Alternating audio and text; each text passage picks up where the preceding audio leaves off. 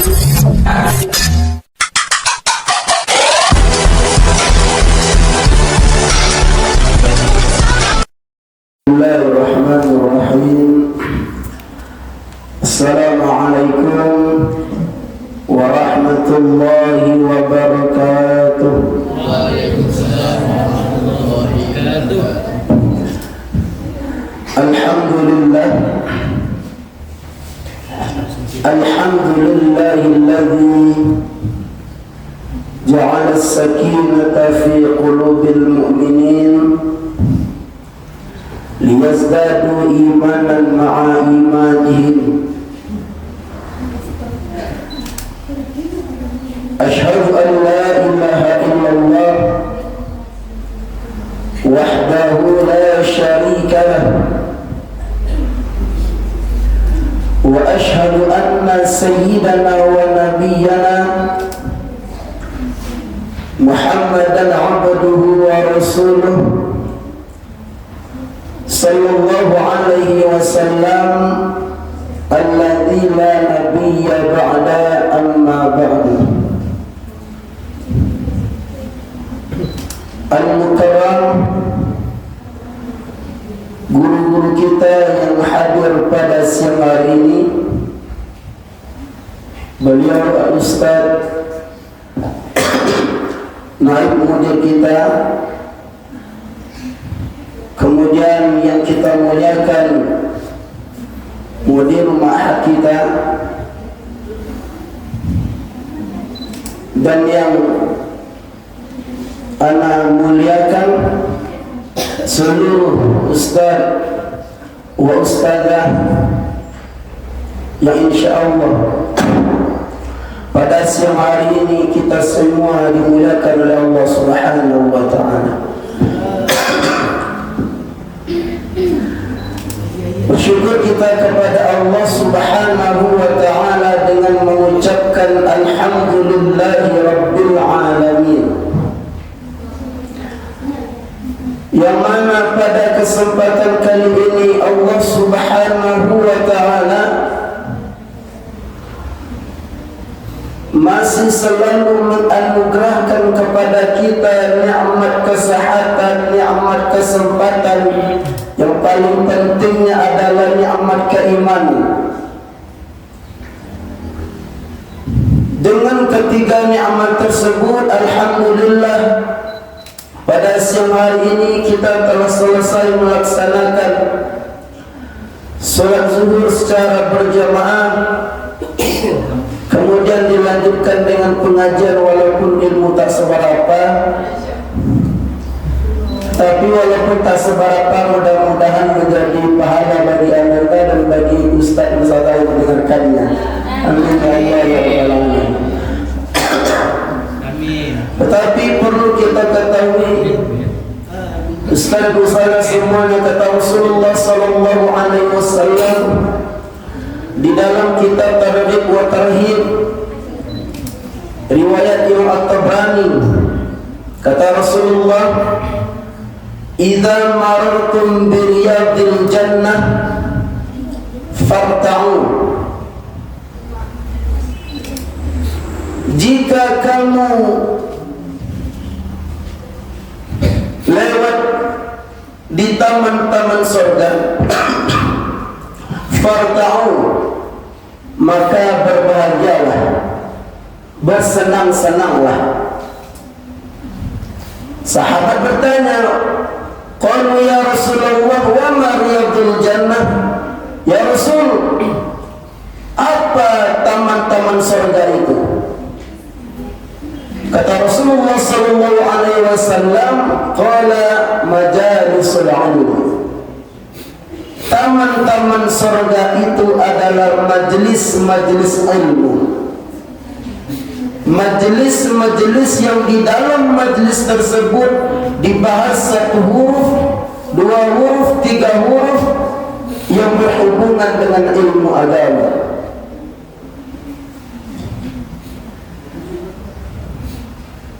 Walaupun pada siang hari ini kaum muslimin, ustaz-ustazah yang dimuliakan oleh Allah, kita berada di taman taman surganya Allah Subhanahu wa taala yang bersifat majazi, kita berdoa kepada Allah seperti apa kita dikumpulkan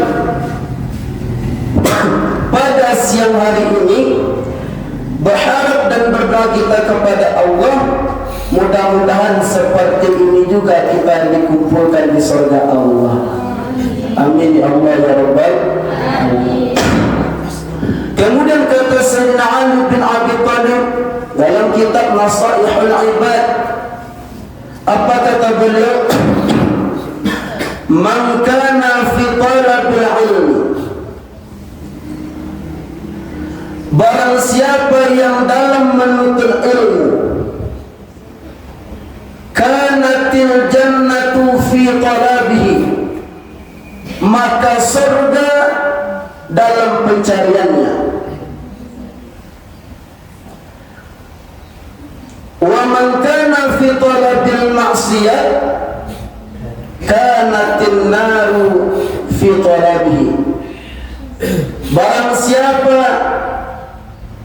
yang mencari-cari kemaksiatan, yang melakukan kemaksiatan, kanatin naru fi talabihi, maka neraka dalam pencariannya. Apa maksudnya? Di dalam kitab itu dijelaskan, man ishtaghala fil ilmi nafi'i alladhi la yajuzu lil baligh al aqil jahlu, barang siapa yang sibuk menuntut ilmu yang bermanfaat, la yajuzu lil baligh al aqil jahlu, yang ilmu tersebut tidak boleh, tidak diketahui oleh orang yang balik lagi berakal. Artinya dia wajib tahu tentang ilmu yang bermanfaat tersebut. Kana fil haqiqah taliban lil jannah, secara hakikat dia itu sedang mencari surganya Allah Subhanahu wa taala, wa ridallahi taala, dan dia sedang mencari ridha Allah Subhanahu wa taala. Wa man kana muridan lil maksiat, barang siapa yang berkeinginan untuk melakukan kemaksiatan, kana fil haqiqah qaliban lin nari wa lisukhtillahi ta'ala, secara hakikat dia sedang mencari nerakanya Allah Subhanahu wa ta'ala, dan dia sedang mencari kemarahannya Allah Subhanahu wa ta'ala. Artinya orang yang menuntut ilmu, orang yang mempelajari ilmu agama, dia dijanjikan oleh Allah Subhanahu wa ta'ala masuk ke dalam surganya Allah, dan orang yang melakukan kemaksiatan, yang mencari kemaksiatan, dia dijanjikan masuk ke dalam nerakanya Allah Subhanahu wa ta'ala dan mendapatkan kemarahan Allah Subhanahu wa ta'ala. Kecuali orang yang melakukan kemaksiatan tadi, dia bertaubat kepada Allah Subhanahu wa ta'ala. Mudah-mudahan kita semua yang berada di sini selalu diberikan rahmat oleh Allah Subhanahu wa ta'ala dan diberikan kesempatan untuk menuntut ilmu sampai ajal menjemput kita. Hadirin kaum muslimin, ustaz dan ustaz yang dimuliakan oleh Allah Subhanahu wa ta'ala, sedikit yang kita bahas pada sehari ini kaum muslimin sekalian, yaitu pembahasan tentang tayammum.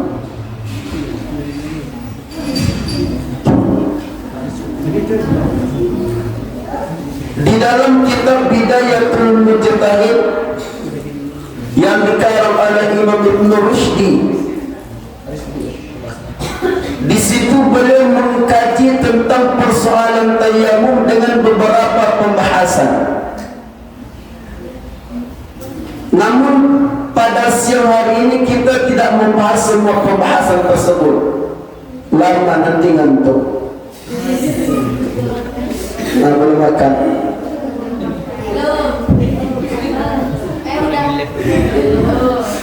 Adapun pembahasan mengenai tayamum yang kita bahas pada siang hari ini, yang pertama dijelaskan dalam Imam Ibn Rushdi dalam kitab beliau Bidayatul Mujtahid.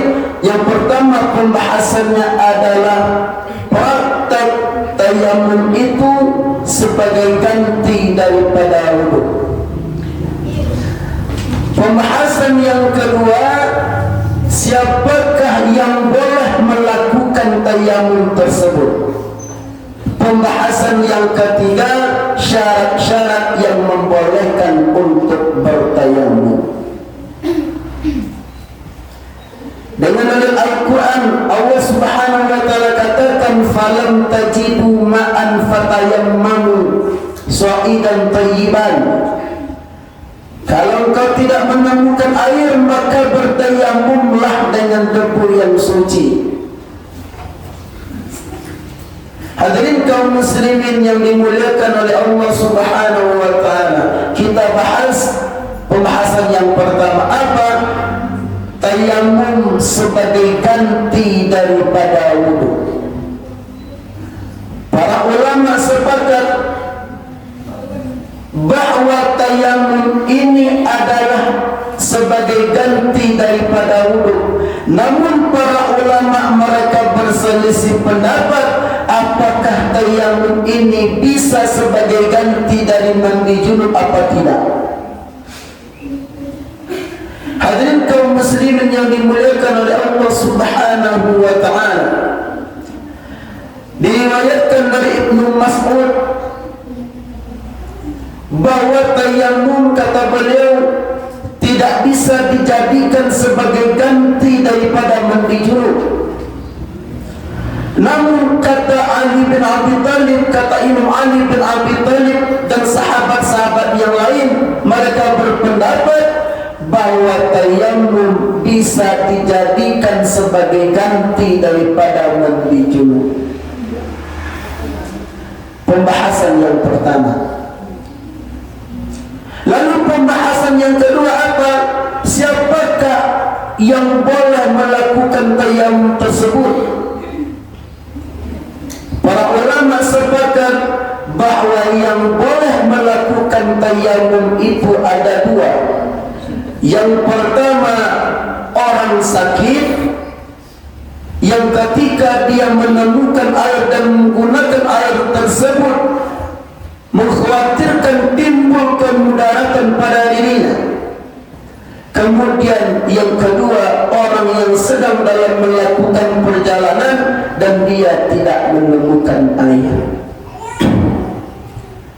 Pembahasan yang ketiga adalah syarat-syarat yang membolehkan tayamum.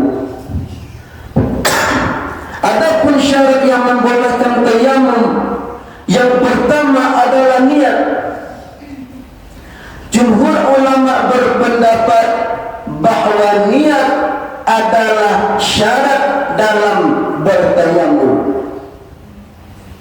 Syarat yang pertama.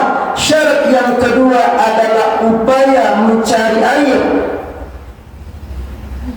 Imam Malik dan Imam Asy-Syafi'i, beliau mensyaratkan bagi orang yang bertayamum untuk berusaha mencari air. Sementara menurut Imam Abu Hanifah, beliau tidak mensyaratkan untuk mencari air. Syarat yang terakhir atau syarat yang ketiga adalah masuk waktu. Kata Imam Malik dan Imam Asy-Syafi'i, masuk waktu adalah syarat dalam melakukan tayamum.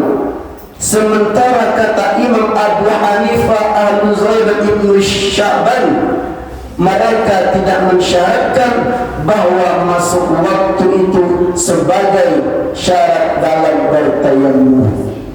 Hadirin kaum muslimin yang dimuliakan oleh Allah Subhanahu wa Ta'ala, sesuai yang anda bilang tadi bahwa kita cuma membahas sedikit, mudah-mudahan bermanfaat bagi ustaz-ustaz semua dan bagi Ana yang menyampaikan.